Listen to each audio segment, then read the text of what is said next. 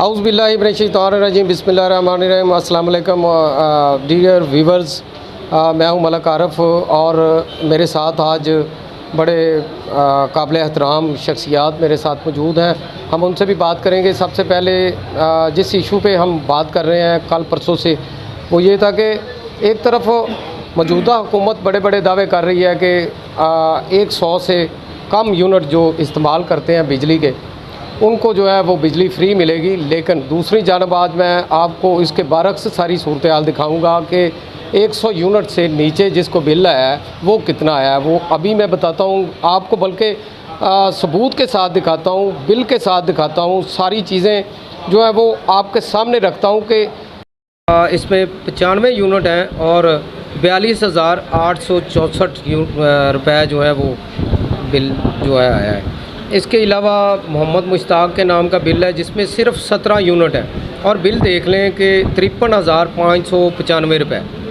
आगे आ जाएं, ये इसमें यूनिट है 108, यानी कि ये 100 से तजावज़ कर चुका है। इसमें 44,958 रुपये जो है वो बिल आया है। तो इसके अलावा 74 यूनिट हैं, ये शौकत अली के नाम का बिल है और ये 49,994 रुपये है। ये है नंद का तकिया, कसूर का इलाका है।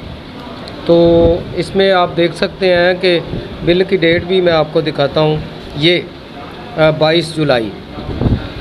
आगे आ जाएं जी, ये बिल है, इसमें 84 यूनिट है और बिल कितने का, अमाउंट कितनी है, 49,291 रुपये। ये बिल है जी, इसमें 61 यूनिट है सिर्फ और 86,753 यूनिट है।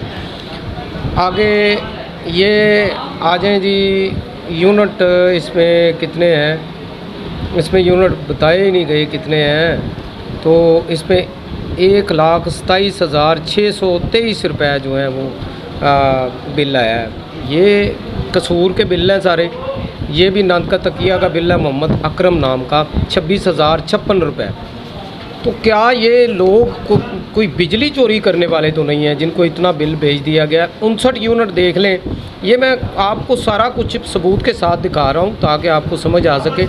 ये 25,428 रुपये भेजा गया है, कितने यूनिट का, 59 यूनिट का।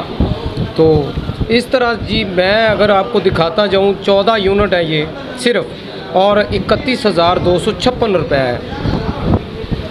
तो ऐसे जो है वो यूनिट जो है 100 से कम है और बिल जो है वो 30,000 से भी ऊपर है। किसी को 50,000 भेज दिया गया है, किसी को 60,000 भेज दिया गया है। अभी हम बात करेंगे, हमारे साथ मरूफ शख्सियत हैं शरीफ सोडल साहब, जो आम आवाम पाकिस्तान पार्टी के भी इस वक्त लीडर हैं।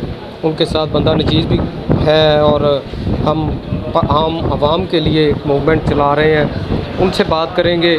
सोडल साहब, क्या कहेंगे आप मौजूदा जो हुकूमत है इसकी पॉलिसियों के मतलब, और ये जो बिजली के बिल आम आदमी को भेज दिए गए हैं, हुकूमत ने तो बड़े बड़े दावे किए थे, क्या कहेंगे आप? गरीबों की जो हालत है, अफसोस आता है, रोना आता है उस पर। इन हालात में अगर देखें आप कैसा फ्रॉड कर रहे हैं यार।